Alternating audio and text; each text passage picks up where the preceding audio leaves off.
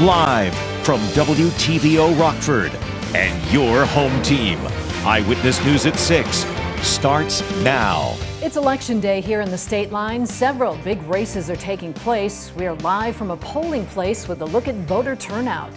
Plus, Senators Durbin and Duckworth tour the damage from last Friday's deadly tornado in Belvedere. Their appearance could add federal resources to the local and state recovery efforts. And after years of serving her community, a state line police chief is stepping down. The person expected to take over is a familiar face on the force.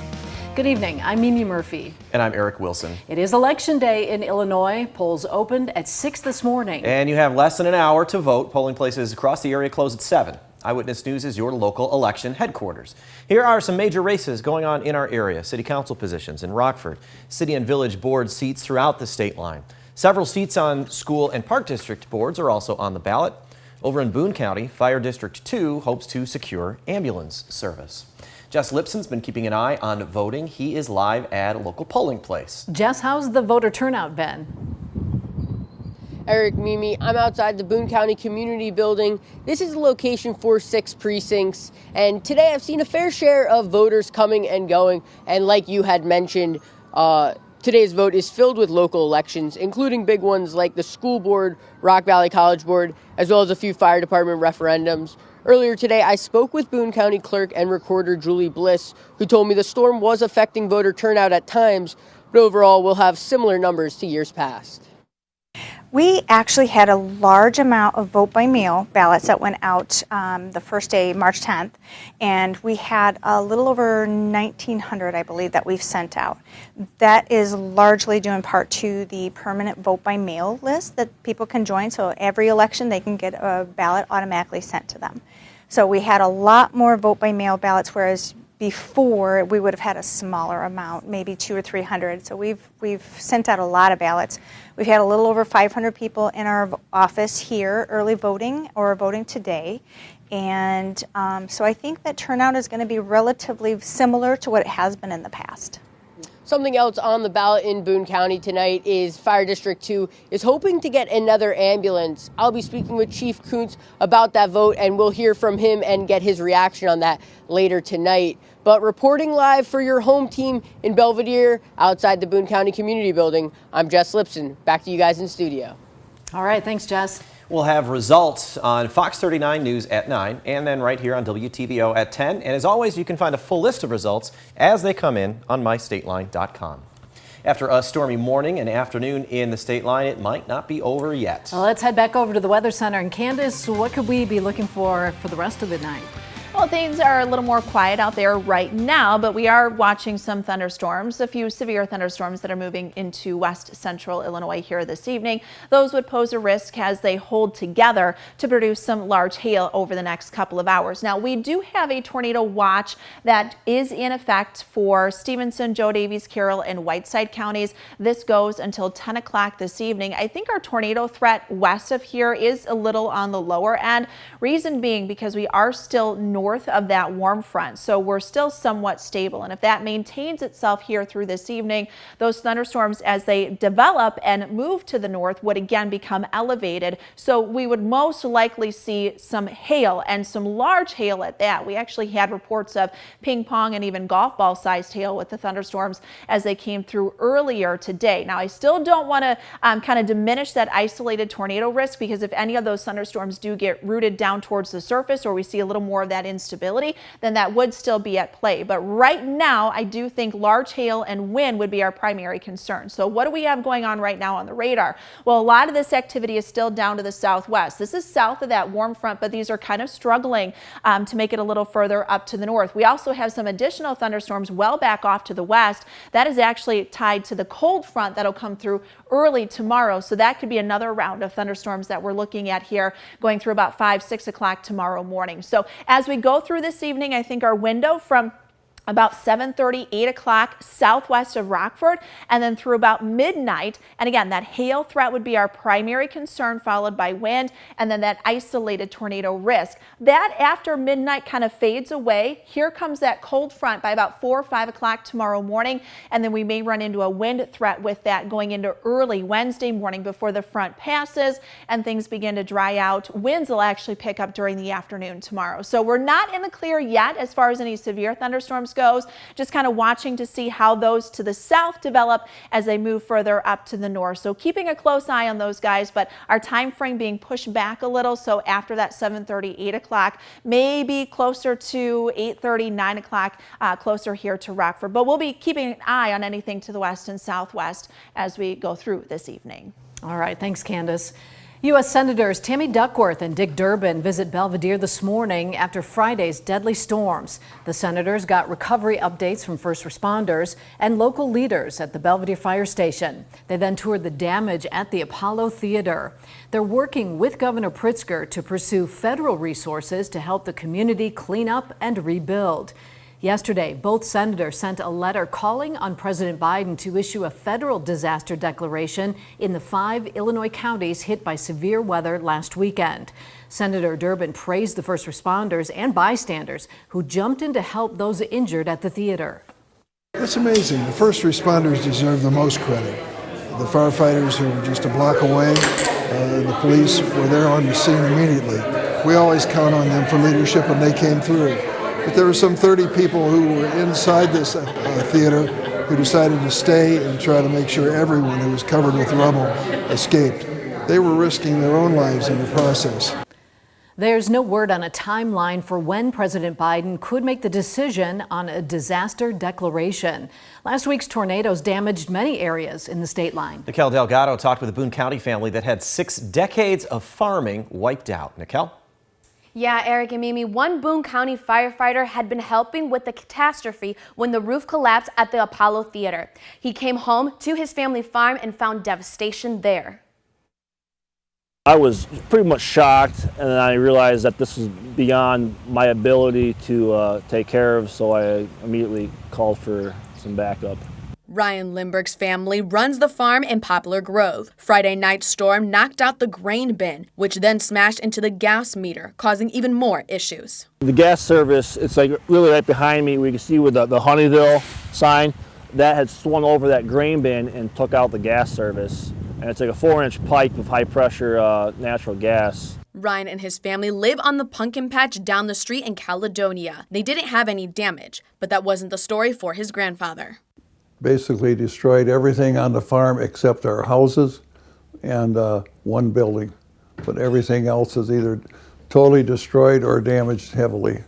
Don Lindbergh says in his over 60 years here, he's never seen anything like this before and believes fixing all this could top $1 million. Of course, you always wonder, do they have insurance? Well, we have insurance, but it's nowhere near what the damage was. Tuesday morning, they rushed to get $100,000 worth of corn out of his damaged grain bin before another storm rolls in. You can see part of the roof is missing. We dry our own corn here. We store our own corn here. These are things that we won't be able to do anymore with our farm. So it is devastating to our business. The Lindbergh family says even though they have this damage to deal with, they thank God nobody was hurt. I want to rebuild it. I want to put it back together. This is a vision I've always had, and the vision my grandfathers had and my father has had. So yeah, we're gonna keep going. The Lindbergh family says planting will be delayed. In the meantime, they will use local elevators for storage. They believe it could take over a year to rebuild. Mimi? All right, thanks, Nikel. A state line police department will soon be under new leadership. This after Chief Jamie Evans announced she will retire. We're told Evans made the decision due to medical concerns. She has served as chief of police for the past 14 years. Evans started with the Roscoe Police Department in 1998. She says she'll now dedicate more time to local charities and to her role as vice president of the Tommy Corral Memorial Foundation. Acting Chief Sam Hawley is expected to replace Evans. He too is a 25-year veteran of the Roscoe Police Department and has served as both a detective and deputy chief. The board is expected to approve his appointment during a meeting tonight. We'll be there and we'll have reaction on Eyewitness News at 9 and 10.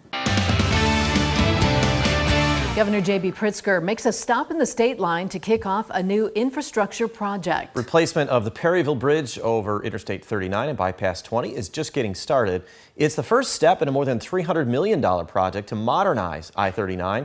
Money comes from the bipartisan Rebuild Illinois Capital Program. The current Perryville Bridge was built in the 1960s.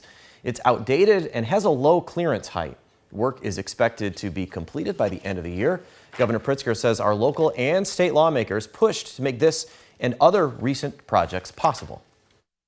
Whether it's the Perryville Road Bridge replacement or the South Alpine Road resurfacing or the new rail service to Chicago or the new casino, your mayor, your senators, your representatives, and your union leaders have been steadfast advocates for each and every one of you, growing the economy and creating thousands of new jobs right here. The current Perryville Bridge carries almost 8,000 vehicles every day. The health and safety of families depends on safe drinking water. That's why Rockford Mayor Tom McNamara says the city's investing in drinking water infrastructure upgrades. State and federal leaders were in town to announce new funding for water improvements. The group visited a Ferguson Street neighborhood, the site of a lead service line replacement project. They also toured a radium treatment plant on Springbrook Road. Senator Dick Durbin says public health starts with safe drinking water. We just assume if you turn on the faucet, it's going to be good enough to drink. It's not always the case. But communities like Rockford are proving that if you invest in the community in safe drinking water, it pays off. In the last 3 years, Rockford has replaced more than 1,400 toxic lead service lines. The city plans to replace 500 lines per year to get the lead out of the system. Now, your first warned weather forecast from Chief Meteorologist Candace King. Well, things are a little more quiet locally here for us following some of the severe thunderstorms we had late this morning and early afternoon. Hail was the biggest threat, and I know a lot of you shared pictures of just the hail coming down and the size of that. In fact, they had to actually bring out the plows down in Oregon to clear the hail from the streets down there. Did receive a couple of pictures from that on my Facebook page from earlier today. So that was coming through with quite a bite earlier. We gotten our skies to clear out as far as the thunderstorm activity is concerned, but we're still dealing with the cloud cover, and we are still watching some thunderstorms down to the southwest of us. These now moving to the north and northeast of Quincy. Nothing immediate for the area as far as any severe weather is concerned. If these continue to hold on their track to the northeast, I think it won't be until after about 8 o'clock that we'll start to see these even work up towards that I-39 corridor in between 80 and 88. So it'll take a little time for these thunderstorms, and these are actually starting to become a little more elevated. So the biggest threat with those are ping pong ball sized hail. And as those storms lift to the north of that warm front and enter into a little bit more of that stable environment, at least down at the surface, any thunderstorm we do get most likely will be elevated unless we really see that warm front surge to the north. Now this is where it sits. I mean, this temperature difference earlier, we had numbers that were close to 90 degrees in northern Missouri, and we are stuck in the 50s here. So there's a big temperature difference from north to south, and we'll actually see our temperatures rise through the night. So it will more than likely feel muggy tomorrow morning as we sit in the mid 60s. Think about that, mid 60s tomorrow morning. So I think we could have a couple of thunderstorms come through with that actual cold front. Our temperatures are in the 50s right now. We'll see those numbers climb. Keeping an eye on those thunderstorms down to the southwest. Again, moving in after about 8 o'clock, large hail would be our biggest threat. We're still monitoring some places out over Iowa for some storm development. I know we still do have that tornado watch out for Stevenson, Joe Davies, Carroll, and Whiteside counties, but I think right now that threat is on the lower end as far as any tornado concern. I do think large hail would be our biggest threat, then followed by wind. But we hold on to that risk for those thunderstorms through about midnight as those kind of clear through. Warm front lifts to the north of us, so that could actually help fuel some additional thunderstorms as our temperatures are in the mid 60s by about 4, 5, 6 o'clock tomorrow morning. With these, we may have some stronger wind gusts tied into them, and we'll really watch those as they press to the east of I-39 as we get closer to sunrise tomorrow morning, because those could pose a wind threat here also going into tomorrow. So not only through that 8 to midnight time frame, but also from roughly about 4 or 5 o'clock tomorrow morning through 8 o'clock locally, kind of keeping an eye on that potential for some stronger thunderstorms to move through. Temperatures will drop as we go through the afternoon. We'll settle in the mid-50s. We'll bring those numbers down into the 30s tomorrow night. It does get windy tomorrow. Wind will first come in from the south and then it'll shift around to the northwest. So tomorrow is going to be a windy day. But once we get through that, high pressure builds in and we'll actually clear out our skies and stay fairly dry here through the remainder of the week. So we're watching that potential for the severe thunderstorms 8 to 12 o'clock here tonight, and then again Wednesday morning 4 to 8. Large hail, strong winds, isolated tornadoes. Don't want to completely rule that out, but if our thunderstorms stay elevated, that hail threat would be our biggest concern.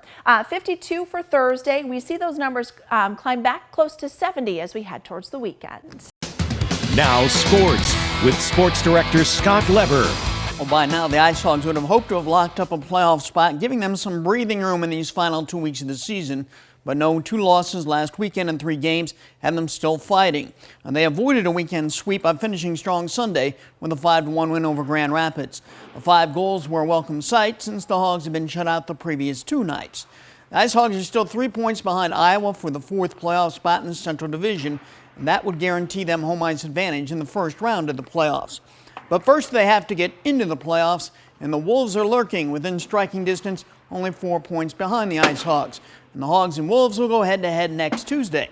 I asked Brett Sini how the guys are coping with the pressure. I think it's just coming together as a group. No one's going to help us. No one feels bad for us, and if we're gonna have success, I think we just got to come together and find a way with the group we have.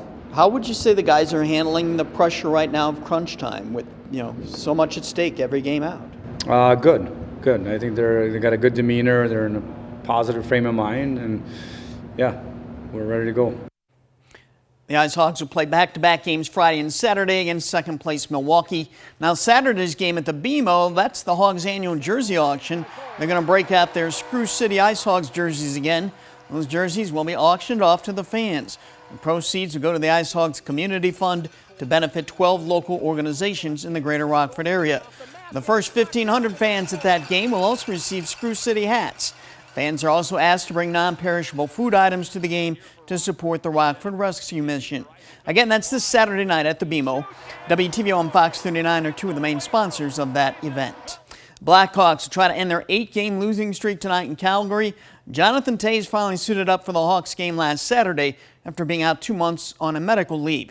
He was on the ice this morning for the team skate, and Toews says he's ready to go tonight, and he still has the desire to play hockey, even if his body is having a hard time keeping up.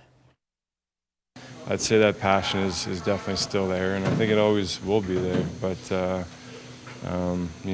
think it's just finding that every single day and finding that feeling of being able to be grateful for the ability to show up and be a part of your team every day. The Bulls are going to be in the NBA's play-in field for the postseason tonight. They could move up from the 10th spot into a tie for the 9th or 8th spot if they can defeat the Hawks. The Hawks are currently tied for the 8th spot with the Raptors. The Cubs are playing ball right now in Cincinnati. They are tied with the Reds 1-1 in the 3rd inning. Trey Mancini has hit a sacrifice fly. Seeing the different temperatures you were showing us earlier from northern Illinois to southern Illinois, just incredible. Yeah, just a huge gap in a short area there, a short distance. It goes to show the power of, one, that system, and two, that warm front just coming in. I mean, we're in the 50s right now, but you just go down a little further south, like towards Springfield, in the 80s. Wow. So, I mean, that's a big difference, and you would think, no wonder we're going to get some explosive thunderstorms, but those storms down to the south are still having a little time kind of really energizing, and that's because of that lid or that cap that we talked about. Even though they're south of that front and in that warm air, we have warm air above. So that really doesn't allow those thunderstorms to rise. So as we go through this evening, we're quiet right now, still keeping an eye on some thunderstorms that are off to the southwest, and you can follow those with the First Warn interactive radar on mystateline.com. So these thunderstorms are to the north and northeast of Quincy. They're moving to the northeast, but the biggest threat with those is going to be some hail. We'll watch that after about 8 o'clock, and if those thunderstorms stay elevated, I do think we'll see that hail risk here through this evening. Thanks, Candace. And thanks for watching. Have a good evening. Stay